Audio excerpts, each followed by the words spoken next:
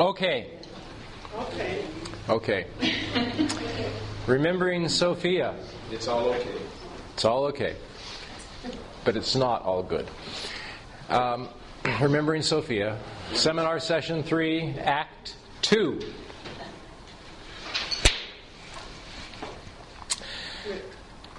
Dr. David Miller started his seminars with us last fall by emphasizing that Jung was Jung in the singular and that Jungians are Jungians in the plural. Dr. Sonu Shamdasani has said very much the same. One can only speak of Jungian psychologies in the plural. The sole individual who could claim an authentically Jungian psychology has been dead for 52 and 1/2 years. And Dr. Jung spoke to this issue in his Tavistock lectures, which were delivered in 1935 in London. He affirmed there that there are necessarily many different psychologies, each appropriate for some people.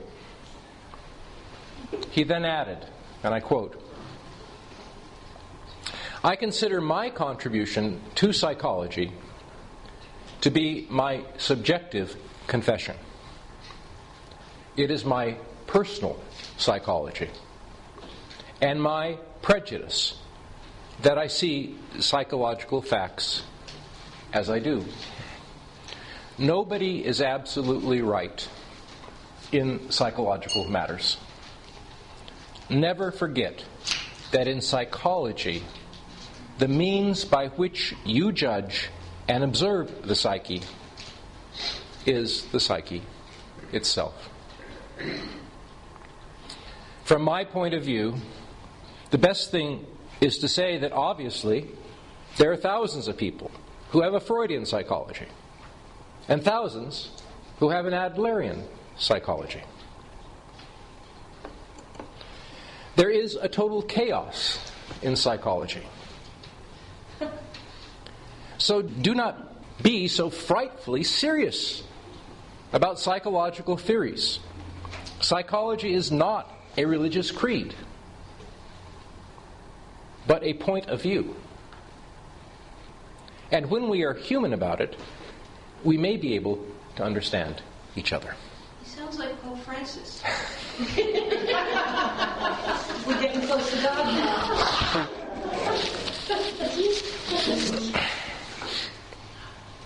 Now, currently, many people find Hillman's polytheistic, archetypal psychology useful. It suits them. A few others are in tune with the radical monotheistic interiority of Giegerich sublated psychology. And many, many others consider all of the above psychological babble to be complete balderdash. It makes no sense to them, and I appreciate that fact. So it goes. As Jung said, there is a total chaos in psychology. So do not be so frightfully serious about psychological theories. And this is true of my own presentation here. Sophia's myth, or Gnostic mythology, understood as a form of psychology, will resonate with some people and not with others. So it goes.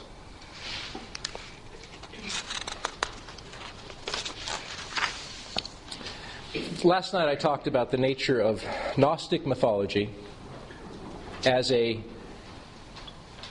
conscious and reflected mythology. The subtle peculiarity of Gnostic mythology is its self-consciousness of being mythology. So what is a conscious and reflected mythology?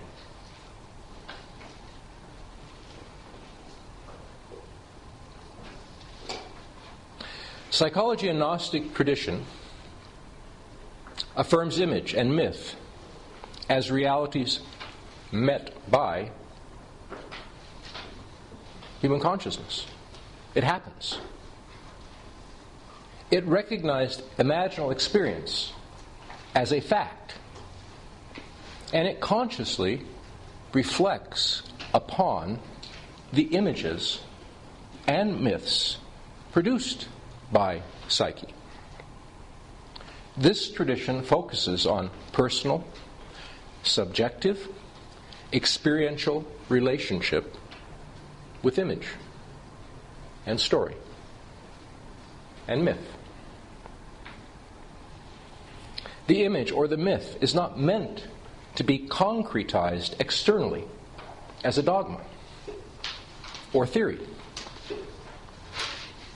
nor worshipped as an icon. Those things are lifeless. It lives. Sophia's myth is not intended, again, as a history or a theology or an allegory of theology or dogma.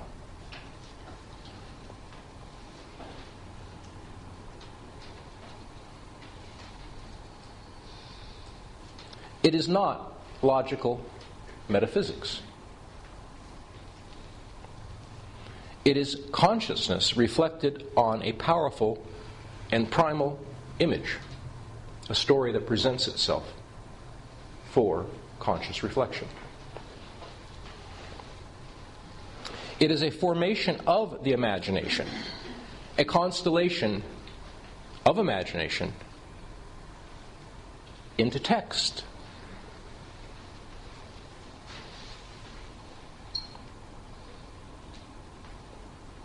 The text of a story or a myth. It was not thought up consciously. At least so people would argue, some people, including me. It was not thought up and constructed from precepts. The event of the imaginal is taken up as real and independent, and then it is consciously reflected. Conscious reflection is given to a mythic image. This is a mythopoetic hermeneutics. Mythopoetic hermeneutics. A manner of interpretively thinking with image. A thinking through image. Does that sound like a type of psychology? It sounds to me a bit like what we call depth psychology, or any psychology, which evaluates imaginal productions of dream, of image, of imagination, or any psychology that reflects itself back upon story, human stories.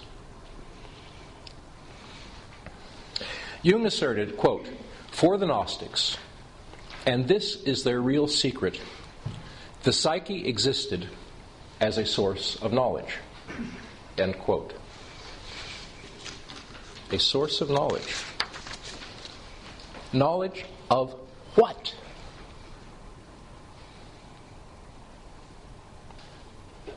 Knowledge of what? A source of knowledge. Perhaps knowledge of the soul story playing in the background of life, of us. Knowledge of a relationship between our awareness and a psychic reality of which we were aware. Jung intuited that for the authors and the custodians of this myth, their knowledge, their gnosis, and that's what the word means, knowledge, just that, was an experiential awareness that they were living in the psychic flux of image. Just as we are living also in that flux. It surrounds us on the outside, and it teems abundantly within us. A conscious and reflected mythology is, in this sense, essentially psychological. It is an experiential confrontation with the mystery, the mystery within us. Call it consciousness, call it the depths, call it life, call it flesh. So, in my recension of the story here, Sophia's myth is presented in 3 acts. This tripartite structure of myth has provenance among Valentinian Christians in Rome during the 2nd century. But I'm not going to go into all those details. This is my telling of that story, my abbreviation, my recension. I called the first act, which we spoke about last night, the prologue, the pleromatic prologue, the prologue perhaps in heaven. Occasionally, I, as I said, tried to imagine how this might be theatrically presented. What are the images? What are the stage directions? Where is the set and the setting? But the time, as I said, is no time. And the place for this prologue is no place. Everything is at a threshold, at a timeless moment before. A dim half-light reveals and conceals the scene. The narrator speaks from the distance, from below. How am I to speak with you about the immeasurable, incomprehensible? For we do not understand these ineffable matters. Ineffable. No image. And none of us know those immeasurable things.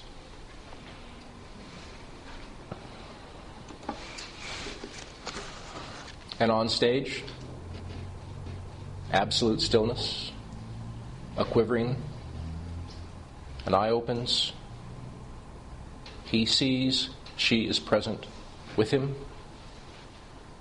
End. Act 1, prologue. Mind meets image. Thought meets conception. Beginnings. Everything begins in this relationship.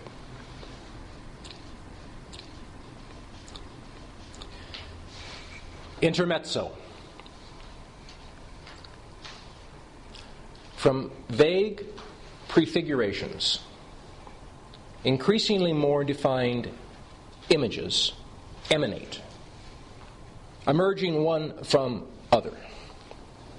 It is as if on stage multiple gossamer veils are lifting. 2 figures now become discernible. One masculine, one feminine. One is called Sophia, the other Logos, wisdom and word. A syzygy is revealed.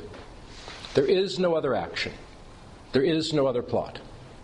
The archetypal image of it is simply and complexly 2 primal facts in relationship.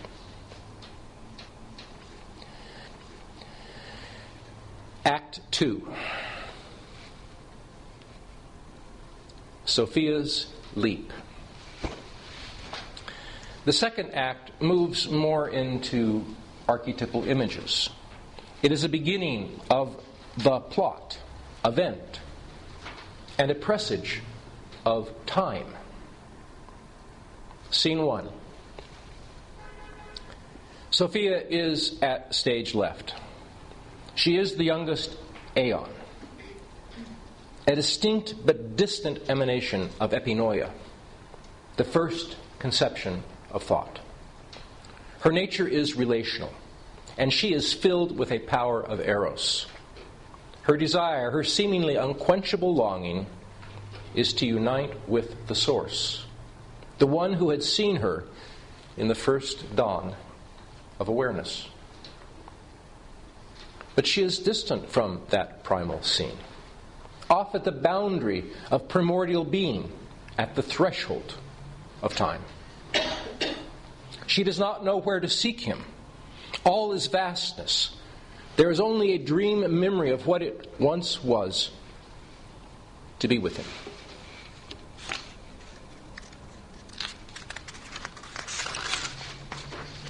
Looking out beyond the edge of being, into the void, she sees a light. A glimmering upon infinite nothingness. She imagines it is he, the great source of light. Desiring him, seeking after reunion with him, she leaps into his embrace. But it is not he. It is no thing. It is just a reflection of his light. A reflection of his light in the vacant mirror of possibility. Desiring him, seeking after him, and imaging him to be the light seen mirrored from the formless void, she has jumped toward a mirage. Sophia has fallen into the depths. She has jumped into a projection.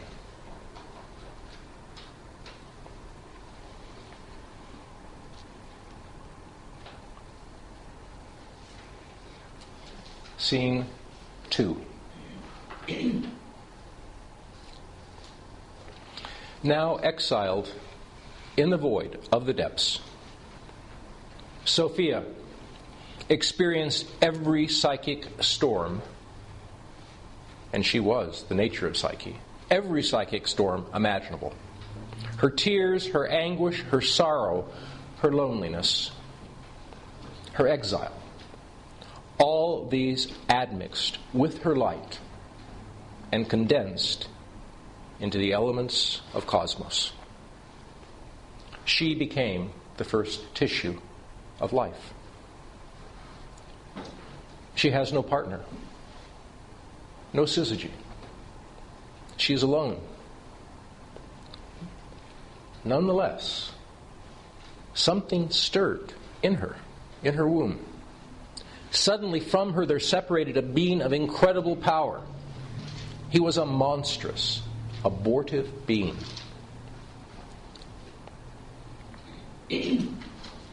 Full of splendorous, singular creativity. This fiery fact, sprung from Sophia, was filled with will and thought. Thoughts that became his unlimited creative powers. In classical Gnostic myth, he is called the demiurge, the lesser force of creation. And he has several other names, among them Yaldabaoth, Sockless, the blind one. Jung called him Abraxas. Say that again. Abraxas. Abraxas, an ancient name. Scene 3. The demiurge, Yaldabaoth, Abraxas, Sockless, now marshaled a host of formative forces, agent archons of his power, and they molded a world. He then declared himself its master. He called himself the God of the world, the God above all gods, the one and only God. Next, he tried to form a man from the earth, in his image, to serve and worship him. But the result was a piteous, malformed clod of clay.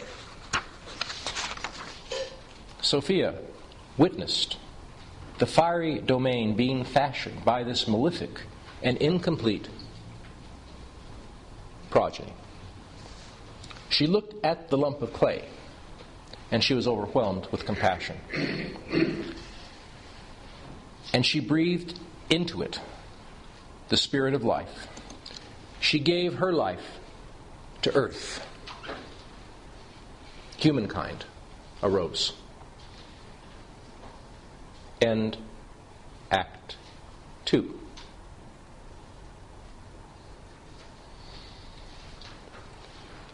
This is my recension, but this is true to the form of this myth in its textual traditions.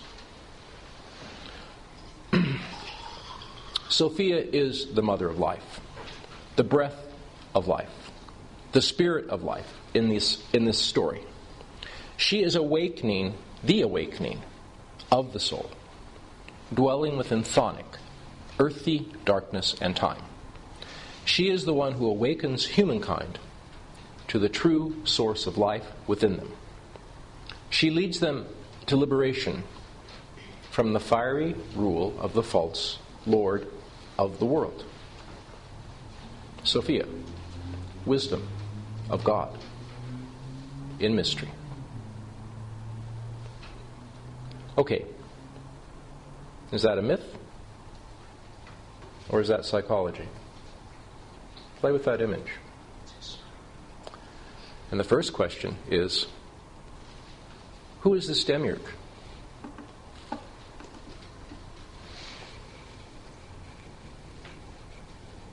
Here Sophia is. She's jumped into the arms of a projection. Have any of you ever done that?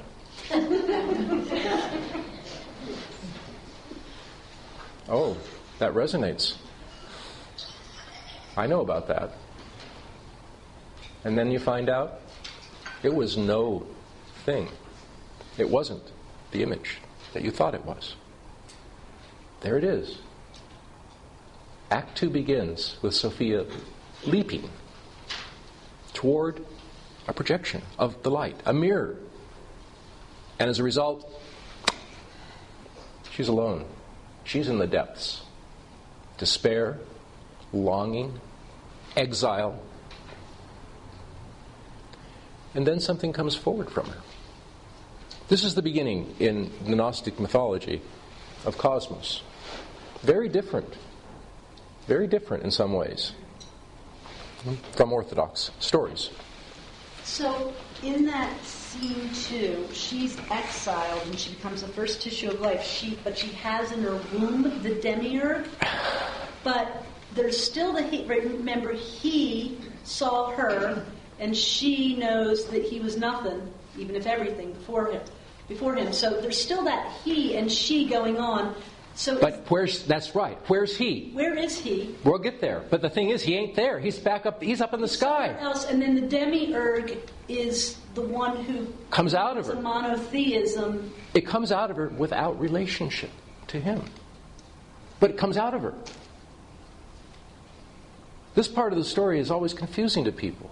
I mean, Sophia is this thing of light, but all of a sudden this abortive, malefic, nasty thing is coming from her. What's going in? Is that what she is? Or is that what comes when something is formed out of relationship to the totality?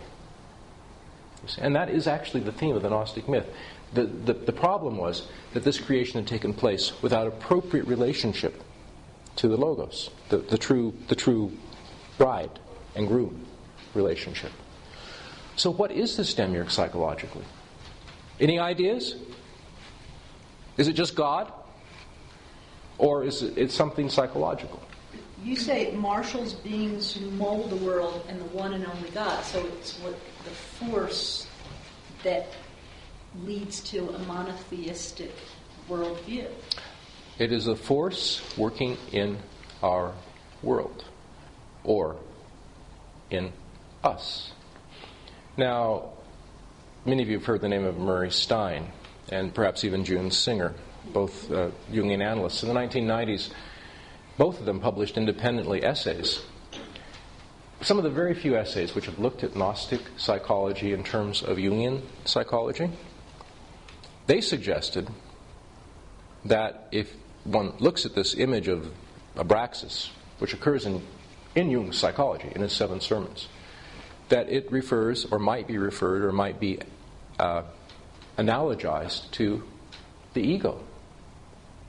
I am the one and only God. There ain't nothing else but me. Me. Me. Oh, these images I keep seeing above my head, oh, no, they're not there. I'm going to make a world in my image. I might even make some gods in my image. Well, I'll just be their God, actually, in the end of it all, won't I? Ego? Creative thought. What do we see in our world around us? Exteriorized, creative powers. Powers that make fire like that of the sun. Wow, that's a creative power.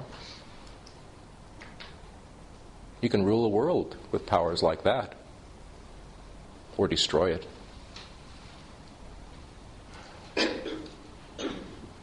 And it's art, it's techne, technology, OGs. Every time I walk into an airport nowadays, I am struck by how different it is from just 15 years ago. And what is the difference? Every ear and every eye is glued. Techne. Art. It's sucking consciousness. Technology. It's sucking awareness. It's fascinating. It's glorious. It's fiery. It's a web. A web. That was another metaphor that the ancient Gnostics used for Saklas, actually. It was a great spider that wove a web and tried to catch the sparks of conscious light. And it fed on them, like Ungoliant in Tolkien's myth, or Shelamp in the cave. Creativity, ego creativity, thought turned to the magic arts of creation in our world. Quite a power, not to be discounted. In fact, increasingly, it seems to be possessing us. I'll tell you another story. Something I noticed about 5 years ago. 5 years ago. And I've asked several other doctors now about this that I work with, and they've all noticed the same thing, although they had never conceived it in this way. You know, moms come into the ER and they're bringing kids, and the kids are fussy. And sometimes it's the one child or a sibling that has a problem, sometimes it's the mom that has a problem, and the kid is screaming his little, brains out. And what did moms do 10 years ago when the kid was doing that? They'd reach in their purse and they'd grab a keychain with the keys, and they'd give it to the child. Rattle, rattle, rattle, rattle, rattle, rattle.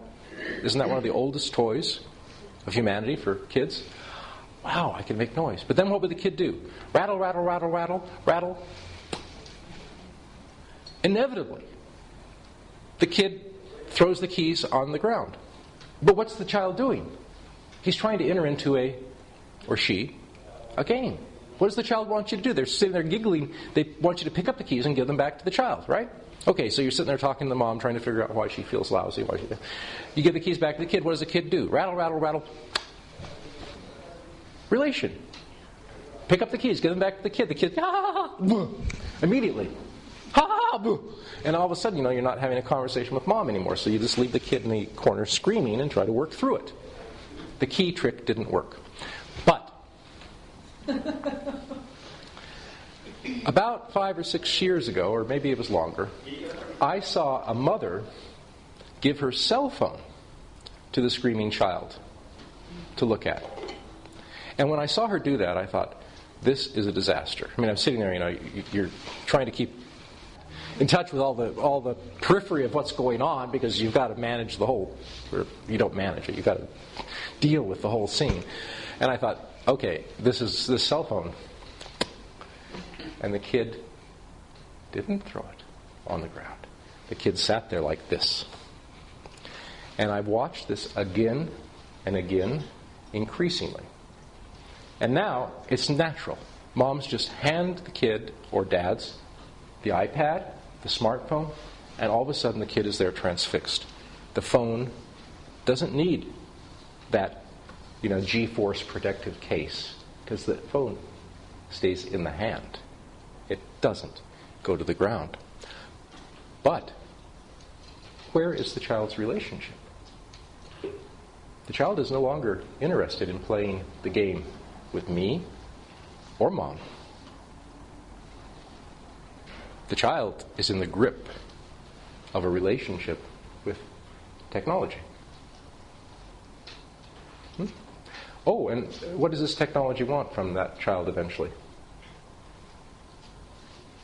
It ain't free. The web, the spider, needs to be fed. The technology is bait for the feeding, the spider. Does that make sense? We have a movie now about a love affair with the computer.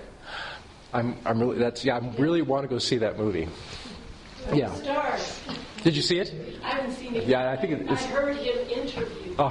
Yeah, I read the reviews and I actually even went and watched the preview of that one because this sounds like something that I've heard about. It's called Her. Huh? Her. Right. Great title. Scarlett Johansson is the voice.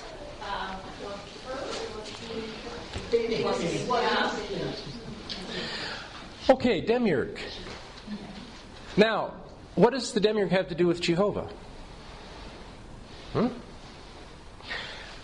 what does it have to do with the Jungian self? And this is really the issue with Hillman. This always bugged me, and I'll get into this in our next month. And David Miller, when he was here, told this story, and it's actually in the Dick Russell biography of Hillman. Hillman tells the story about the Jewish father. It's in one of his essays. He told it in lectures. It's in the book.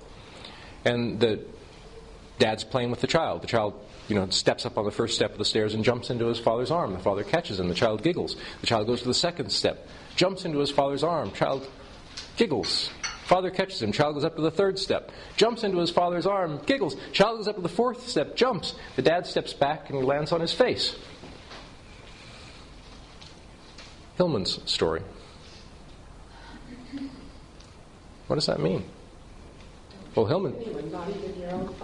Hillman said, don't trust a Jewish father.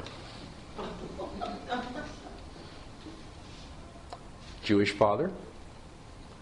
Hillman did not trust one big Jewish father. His name was Jehovah, Yahweh. Monotheism, right? And Hillman, in his psychology, always related this Jehovah to Jung's self. That this was a precept of Jung's psychology, this worship of the self, which he identified as a monotheism. But what he didn't understand is Jehovah, in Jung's psychology, was the demiurge. The demiurge. There's a real distinction there. Hillman, I think, never quite got that. Experientially. He had his own complex with Jehovah, and it's quite understandable. A lot of people do. He did. Okay. So, Sophia and the demiurge. And the demiurge is trying to form life, conscious thinking, creation. Sophia is trying to breathe life. And indeed, God is not only trying, is succeeding in breathing life, soul life, into relationship with this thinking, creative human consciousness. Can you see those motifs? Can you see how that works through? Okay. A new myth was being born in that old age. And I suspect this myth is unlike myths of that age. I believe it is highly psychological. And so did C.G. Jung. older, and in that past time, then quite ancient gods had lost vitality in that distant age. Human imagination was discovering a new human story. The power of myth forming then would echo in history, in human cultural experience, for 2 millennia, to this day.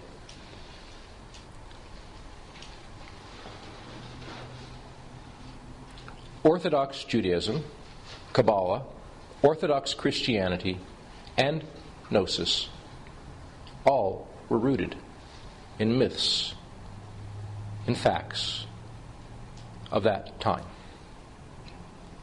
Some of the people alive in that historical period consciously reflected on what was happening imaginatively in the formation.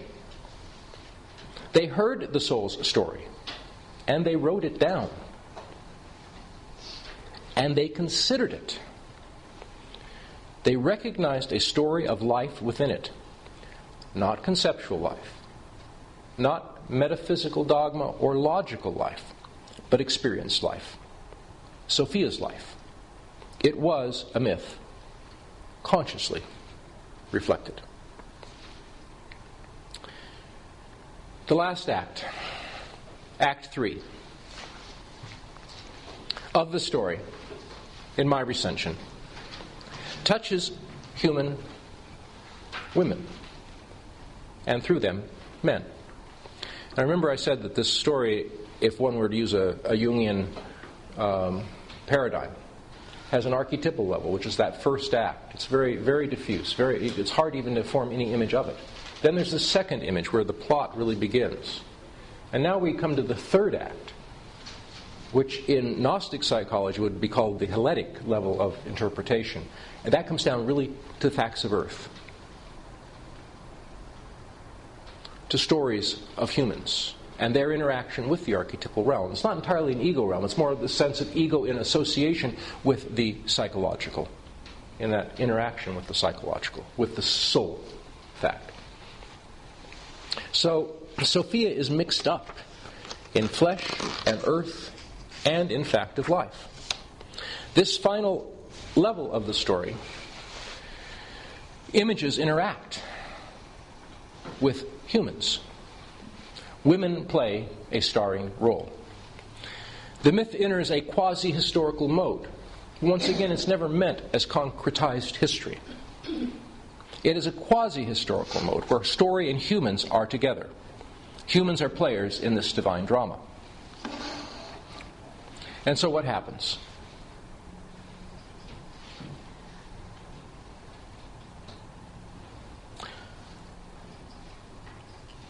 This act of the story can be analogized with a Greek and then Latin myth appearing during the same general period, the myth of Eros and Psyche. It had some precedent, this myth of Eros and Psyche, in Greek imagery. But the tale as we know it was composed by Apuleius in the mid-2nd century, and it was composed in Latin. What's the plot? It's a long story, but pretty much all the imagery that comes to mind quickly is in the central act of that story. All is dark. A woman is in ecstatic embrace of a god. It is Eros. She longs to see him. Fearing that he is a monster, she lights a candle while he sleeps to gaze upon his yet unseen sleeping image. A drop of her hot liquid wax falls upon him, and he awakes. He's aroused. He sees her. She sees him. And he is gone. Then what happens? She is cast into the world on a search for union or reunion with him. You've heard this story. Dr. Kimmel, in his seminar, spoke of it. Since its rediscovery in the Renaissance, it has received many interpretations. It struck at something alive in human imagination or psychology. And it was reimaged again and again. Is there psychology in that myth? Well, it's received psychological commentary, that's for sure. Do you see how it might relate to this act I just told of Sophia?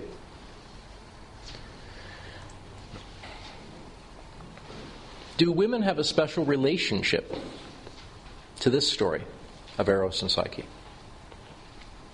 I ask you that. You think so? No. No.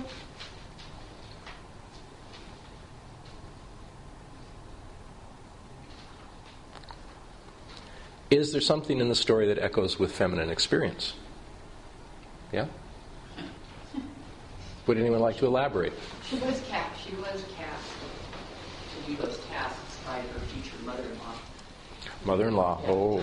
Aphrodite wasn't happy. So she was the one that sent her down to do those tasks that were impossible. But doesn't this kind of correlate with the story of the Holy Grail? In that, we touch something very special or specific, we lose it out of our innocence and stupidity or whatever you want to call it.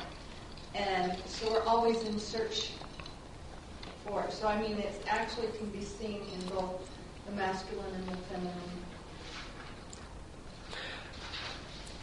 In the semantics, there's no fixed meaning. That's the whole idea of the semantics. The meaning is really quite fluid, and it's multiple.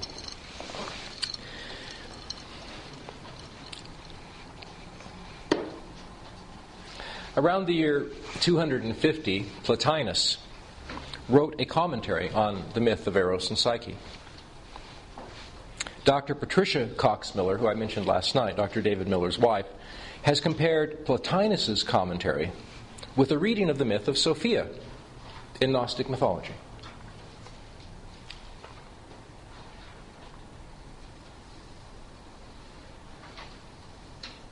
The hermeneutics of myth, the interpretive use of myth, are similar in Plotinus and in Gnostic mythology. Both are given easily to psychological reflections, multiple reflections. Reflection, consciously reflected myth, not conceptual interpretation. As Hillman said, that kills the snake.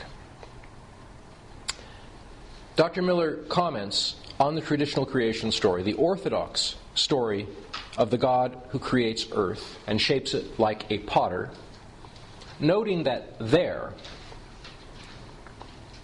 in the orthodox myth, and I quote, "The Maker shapes a reality other than himself and is related to the object that he has forged from nothing by power, rather than by nature." The Maker shapes a reality other than himself and is related to the object that he has forged from nothing by power, related by power, rather than by nature. But by contrast, Dr. Patricia Miller continues, in the myth of Sophia, making is envisioned under the banner of desire, and I quote, "Under the banner of desire. It is a kind of desire that is set in motion when God is dead. That is, when God cannot be personified or finally characterized in understandable terms, but is rather called boundless. An unfathomable something that constantly eludes human categories and defies objective language, that would distance the Maker from what is made." The final act of the story of Sophia expands into the realm of human relationship and her relationship with consciousness. It also expands into a multiplicity of mythic accounts. There are many ways in which the story was told within Gnostic texts. In these many tellings of the tale, Sophia allies herself with human women, or even takes form in physical woman. The first such woman is, of course, the very first woman, Eve, the mother of all living. Consider, in the development of Christian theologics, at least in its victorious orthodox forms, woman was a thing defiled. Nasty, watery, sinful, soulless, earthy Eve. Tertullian, who lived right at the end of the 2nd century, was one of the most important figures in the formation of this orthodoxy and a sworn enemy of the Gnostic hermeneutics of myth. And he wrote to the female members of the Christian community in the late 2nd century, proclaiming, "You are the devil's gateway. You are she who persuaded him whom the devil did not dare attack. Do you not know that you are each an Eve? The sentence of God on your sex lives on in this age. The guilt necessarily lives on too." Tertullian, around the year 200.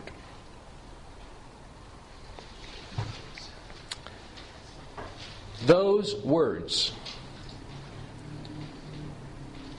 echoed their effect upon Western culture and upon the psychological relationship and relationships of women. This, by the way, is a picture of Chagall. It's called The Cursing of Eve. But Gnostics did not read Genesis as history. It was a psychological myth. To them, Eve, as image of Sophia, was by nature superior to Adam, rather than his sinful inferior, as implied by Tertullian and centuries of subsequent Orthodox theology. Eve's Sophianic nature, her superiority and numinous power, manifests repeatedly in Gnostic myths. In these texts, she is Adam's awakener, the awakener. Adam is in a deep sleep, a lump of sleeping matter, from which Eve's liberating call arouses him. And in this, it is an image of Sophia. Eve calls forth to the sleeping Adam. And this is the story again from the very important The Secret Book of John, one of the central Gnostic texts. And I should add, it's also called the Apocryphon of John. Apocryphon just means a secret book. 4 copies of the Apocryphon of John have come into modern hands. 4. These texts date to the 2nd century. 4 copies of one extraordinary text surviving is almost unheard of. We have 4 copies of this text. 4 recensions have come to us. All, I should add, in the last 120 years. So in the story, as told in the Secret Book of John, Eve calls forth to the sleeping Adam. And this is the text.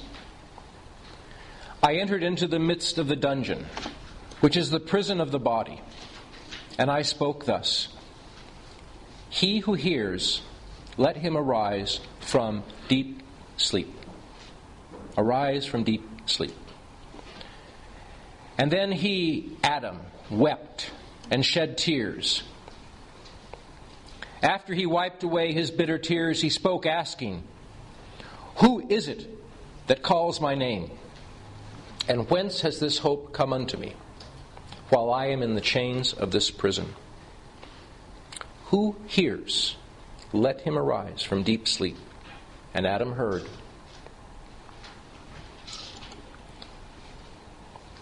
And I spoke thus, and the I here is Eve, the Sophianic voice. And I spoke thus, I am the foreknowing of the pure light. I am the thought of the undefiled spirit.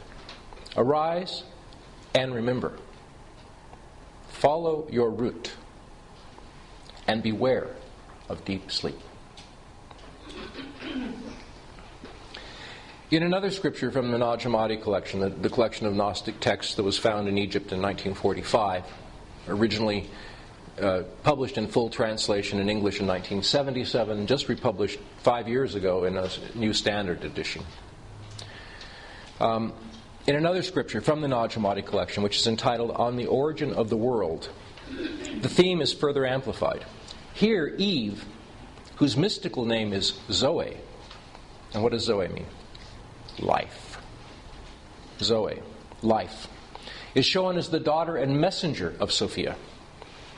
Sophia sent Zoe, her daughter, who is called Eve. And now I quote from the text. I'm quoting from the text. Sophia sent Zoe, her daughter, who is called Eve, as an instructor, in order that she might raise up Adam, in whom there is no spiritual soul, so that those whom he could beget might also become vessels of light.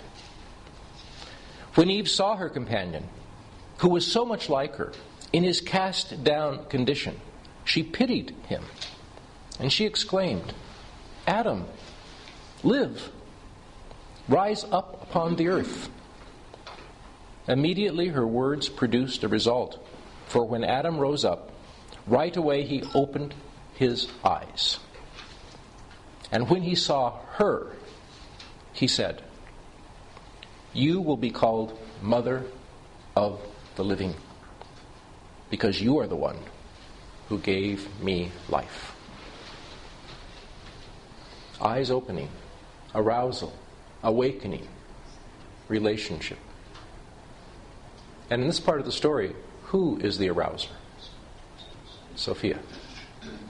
See how the myth plays from the archetypal level down to a quasi-history.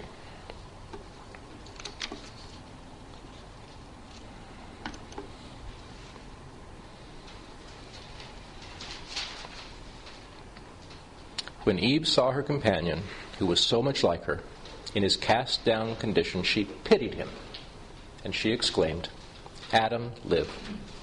Rise up upon the earth.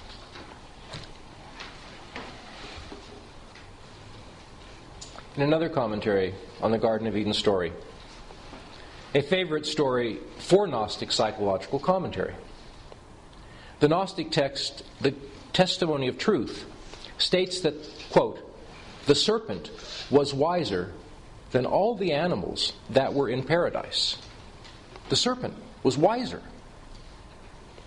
Yet another treatise, The Reality of the Rulers, also known by its Greek name, the Hypostasis of the Archons, further informs us that not only was Eve the emissary of the divine Sophia, but Sophia mystically entered the serpent, who thereby acquired the title of instructor.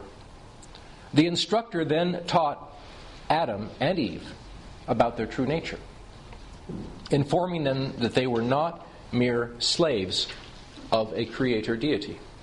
That creator deity was the demiurge, right? The singular function of creation. So, Dr. Patricia Miller adds in her commentary, Sophia and other feminine figures in the text are creatures of the middle realm, neither pure light nor pure darkness. They preside over the watery flow and pouring that mark the middle. The middle is erotic. Eros, as the ambiguous uniter of two realms, the fire and the blood, the dry and the humid, the male and the female, is a fitting embodiment of this middle. That there is a flow at the heart of things, rather than a creator set over against the thing created, seems to be the guiding insight of the Gnostic myth on the origin of the world that we just read. The love of being with, the desire to connect, the dynamic which is the middle, provides the basis for all distinction. The essence of making, in other words, is loving. The question of origin is rather a question of the dynamic that empowers the coming to be of all things, the dynamic. This is my teacup, the Chagall picture of Adam and Eve in the garden. Notice the serpent is on center stage. Sophia, the serpent. Oh, and if any of you look at the Red Book of Jung, there's a serpent, repeatedly.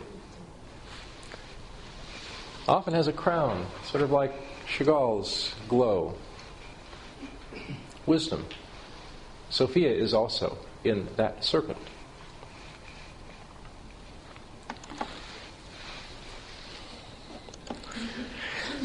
There is an ancient Gnostic symbol. There aren't too many of these things that survived. This is a symbol in text. 2 words in a cross. What are the words? Phos. Phos. The omega in the middle, phos. What does phos mean? Light. Like phosphorescence. Photon. Phos is light. Light. And Zoe. Life. Zoe, life. Zoology. Zoological. Zoo. Go to the zoo to see some life. Phos and Zoe. Light and life. And they cross in the omega, which is the end of all, or the symbol of all. They aren't apart. They are orthogonal, at right angles, and unified in a cross, the cross of light and life. That symbol has left me reflecting upon many things for the last 30 years. That strange image. So I want to close before lunch with one of the most extraordinary texts recovered at Nag Hammadi. It probably dates to the 2nd century, though it is impossible to say for sure. It was originally written in Greek. The version we have was translated from Greek to Coptic. It was discovered at Nag Hammadi. But who wrote it? That is unknown. Somebody put pen to parchment, or papyrus in this case. The text speaks in the voice of a woman. Who is she? Who wrote this? Scholars look at this text now and can find a legacy of her voice in many places at the beginning of our era. She could be Jewish. She could be Greek. She could be Egyptian. And of course in Alexandria, all 3 of those cultures intertwined in the era of the composition of this text. But if she must be given or receive only one name, that name should be Sophia. This text has been identified with the Sophianic tradition. Listen to her. I'm only going to read parts of it. It's a long text.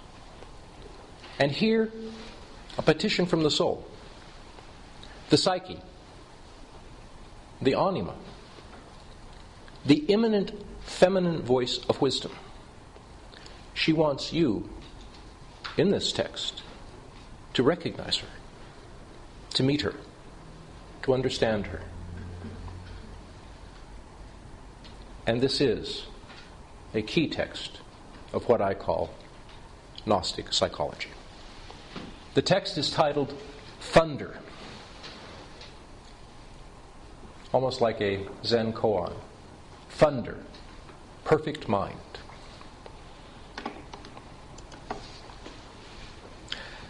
I was sent forth from the power, and I have come to those who reflect upon me. I have been found among those who seek after me. Look upon me, you who reflect upon me, and you hearers, hear me. And you who are waiting for me, take me to yourselves, and do not banish me from your sight. Do not be ignorant of me, for I am the first and the last. I am the honored one and the scorned one. I am the whore and the holy one. I am the wife and the virgin. I am the mother and the daughter. I am the members of my mother. I am the barren one, and many are my sons. I am she whose wedding is great, and I have not taken a husband.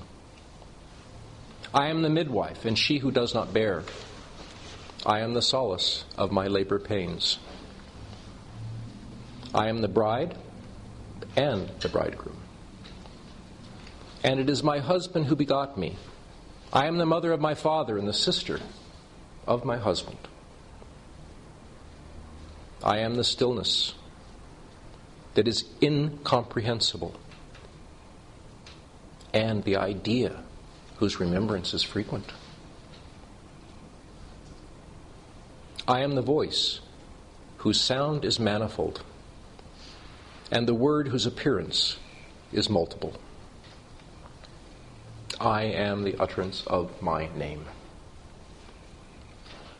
You who deny me, confess me, and you who confess me, deny me. And you who tell the truth about me, lie about me. And you who lie about me, tell the truth about me.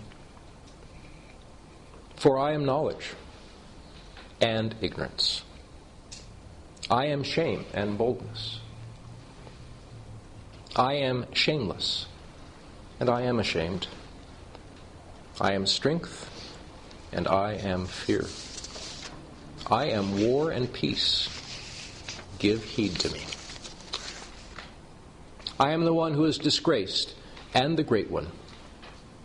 Give heed to my poverty and to my wealth. Do not be arrogant to me when I am cast out upon the earth, and you will find me in what is to come. And do not look upon me on the dung heap, nor go and leave me cast out, and you will find me in the kingdoms. But I am compassionate, and I am cruel. Be on your guard.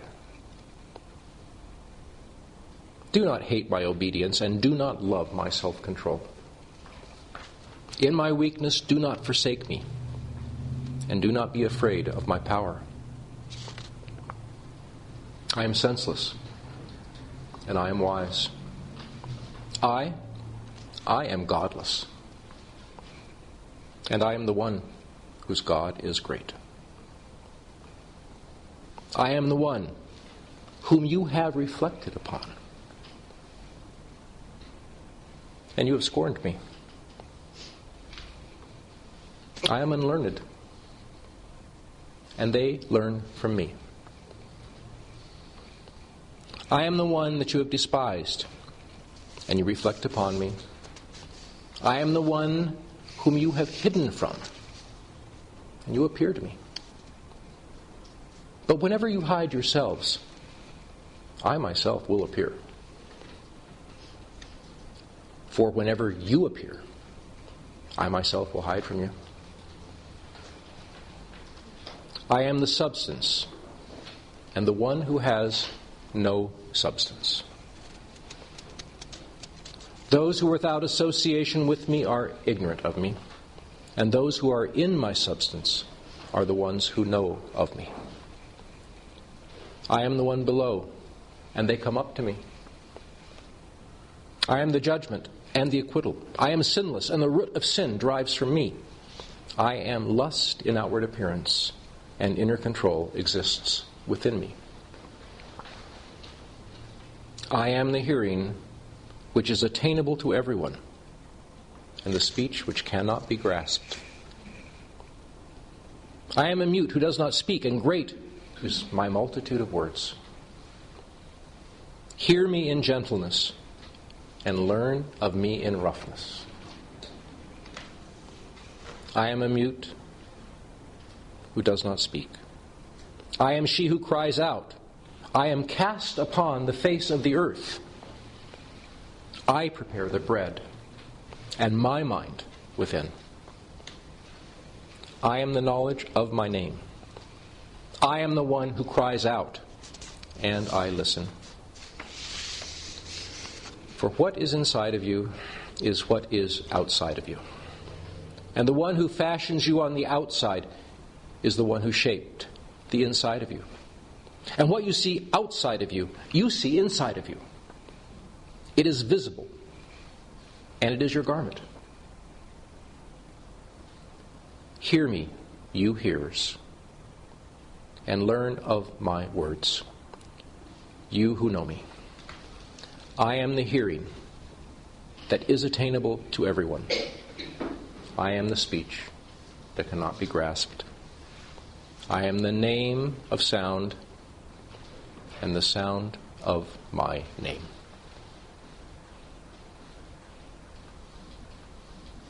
And I would add, I am the syntax and the semantics. What a text. Who wrote that? 2,000 years. Is that a psychological vision? Is that a voice of something we encounter and call psyche? Thunder. Gnostic mythology. It's time for lunch. Thank you.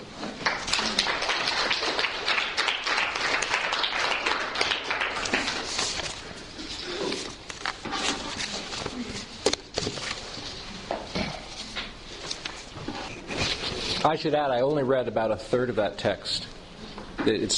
I cut a lot of that. And when I went through this trying to cut the text, I couldn't figure out what to cut. Because everything I looked at just struck me again and again. So I was like, do I dare take that? But I knew I had to, because if you just keep reading it, it's just like, whew.